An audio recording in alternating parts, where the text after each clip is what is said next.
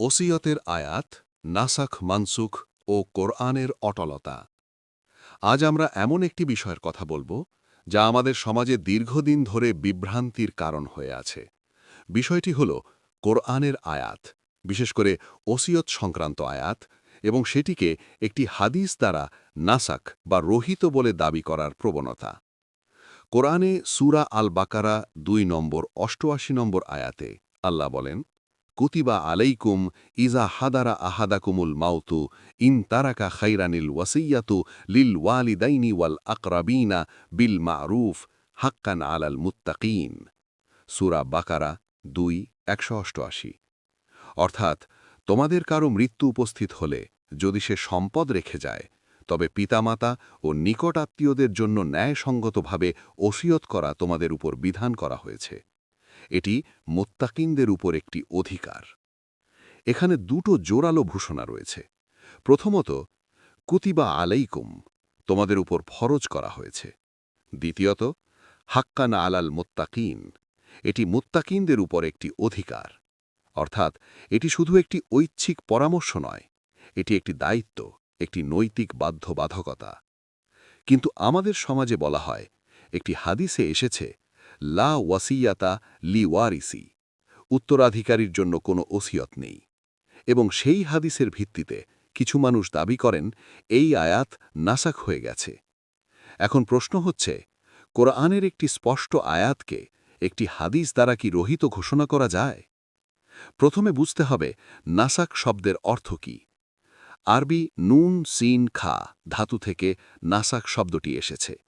এর অর্থ হল কোনো কিছু তার স্থান থেকে সরিয়ে অন্য কিছু তার জায়গায় বসানো। যেমন বলা হয়, নাসাখাতি শামসুজ্জিল্লাহ, সূর্য যখন ছায়ার জায়গা দখল করে। অর্থাৎ, একটির স্থানে অন্যটি সম্পূর্ণভাবে প্রতিস্থাপিত হওয়া। এখন চিন্তা করুন, যদি ওসিয়তের আয়াত নাসাখ হয়ে থাকে, তাহলে কি তার স্থানে অন্য কোনো আয়াত এসেছে? কোরআনে কি কোথাও লেখা আছে এই আয়াত রহিত? না, এমন কোনো ঘোষণা নেই। বরং কোরআন ঘোষণা করে, লা মুবাদ্দিলা লিকালিমাতিহি, আল্লাহর বাণীর কোনো পরিবর্তন নেই। এখন আমরা আরেকটি প্রশ্ন করি, যে রাসূলের মাধ্যমে এই আয়াত নাজিল হয়েছে, যিনি নিজেই মুত্তাকিনদের অধিকার হিসেবে ওসিয়তের বিধান তুলে ধরেছেন, তিনি কি আবার এমন একটি বক্তব্য দেবেন যা সেই আয়াতের বিপরীত? যদি তিনি এমন করতেন, তাহলে সবচেয়ে বড় আপত্তি উঠত। একদিকে আপনি বলছেন এটি আল্লাহর কালাম, অন্যদিকে আপনি নিজেই তার বিপরীত কথা বলছেন। তাহলে মানুষ কোনটি গ্রহণ করবে? আর যদি সত্যিই রহিত হয়ে থাকে, তাহলে কি সেই হাদিসে স্পষ্ট করে বলা আছে আমি এই আয়াত রহিত করছি? না, এমন কোনো ঘোষণা নেই। তাহলে এই সিদ্ধান্ত কে নিচ্ছে? আমাদের মুফাসসিরগণ ও ফকিহগণ। দুটি বক্তব্যের মধ্যে পার্থক্য দেখলে তারা বলেন একটি নাসাখ, কেউ বলেন ৫০০ আয়াত নাসাখ, কেউ বলেন ১০টি, কেউ বলেন ৫টি। এভাবে সংখ্যাও পরিবর্তিত হচ্ছে। এমনকি কেউ কেউ বলেন হাদিস কোরআনের বিচারক, অর্থাৎ কোরআন নয়, হাদিস ঠিক করবে কোন আয়াত রহিত। এখন আমরা কোরআনের নিজের দাবি দেখি। কিতাবুন ওহকিমাত আয়াতুহু, সূরা হুদ ১১:১। অর্থাৎ, এই কিতাবের আয়াতসমূহ সুদৃঢ়ভাবে প্রতিষ্ঠিত। ওহকিমাত অর্থ অটলভাবে স্থাপন করা হয়েছে, যা নড়ানো যায় না।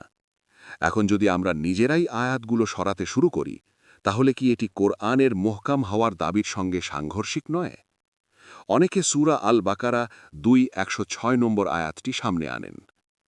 মা নানসাখ মিন আয়াতিন আও নুনসিহা নাতি বিখাইরিম মিনহা আও মিসলিহা। এখানে বলা হয়েছে, আমরা কোনো আয়াত নাসাক করলে বা ভুলিয়ে দিলে তার চেয়ে উত্তম বা অনুরূপ কিছু নিয়ে আসি। এখানে কি স্পষ্ট বলা হয়েছে কোরআনের আয়াত? না, কেবল আয়াত বলা হয়েছে।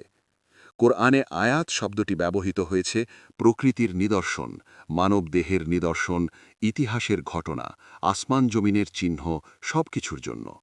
অর্থাৎ, প্রতিটি নিদর্শনই আয়াত, কিন্তু প্রতিটি আয়াত কোরআনের আয়াত নয়। তাহলে প্রসঙ্গ না দেখে সরাসরি সিদ্ধান্ত নেওয়া কি সঠিক পদ্ধতি? কোরআন নিজেই বলে, আফালা ইয়াতাদাব্বারুন আল কোরআন ওয়ালাউ কানা মিন ইনদি গায়রিল্লাহি লাওয়াজাদু ফীহি ইখতিলাফান কাসীরা। যদি এটি আল্লাহ ছাড়া অন্য কারো পক্ষ থেকে হতো, তাহলে এতে বহু মতভেদ পাওয়া যেত। অর্থাৎ মৌলিক বিরোধ নেই। যদি আমরা বিরোধ দেখি তাহলে হয়তো আমাদের বোঝাপড়াতেই সমস্যা। এখন আরেকটি গুরুত্বপূর্ণ দিক বিবেচনা করি। যদি সত্যিই কোনো আয়াত রহিত হতো তাহলে তার বাস্তব প্রতিফলন কি হতো? নাসাখ মানে একটি বিধান সরিয়ে তার জায়গায় অন্য বিধান স্থাপন করা। কিন্তু সূরা বাকারা 2:188 নম্বর আয়াত আজও কোরআনে আছে।